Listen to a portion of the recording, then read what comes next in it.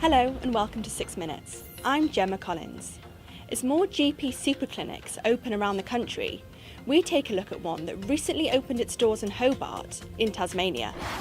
The $5 million Clarence Super Clinic has already come under scrutiny since it opened its doors on Monday last week.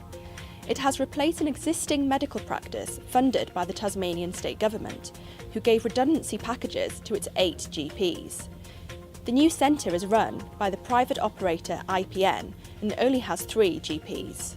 We spoke to GP and President of AMA Tasmania, Dr. John Davis, who has branded the new clinic an obscene waste of taxpayers' money. First thing to say, Gemma, is it's far from super. What happened was that we had a very good and long-standing community health centre on the eastern shore in Hobart, which had served the population for many years, provided chronic care, had provided teaching to medical students, had provided teaching to postgraduate general practitioners, provided both male and female GPs to see their patients. And we now have 3 GPs working in a private clinic, and the government calls that super. So it's been a very, very significant downgrading of healthcare services on the eastern shore in Hobart at very significant cost to government.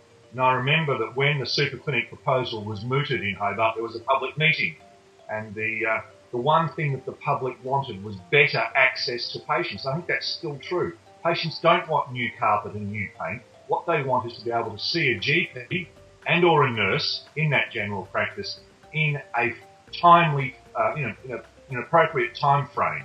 And that's not what we've got at this super clinic in Clarence, far from it. What we've got to be concerned for is the patient load that previously went to the Clarence Health Centre, many of whom were bulk billed by virtue of their socioeconomic status because they were going to a government clinic.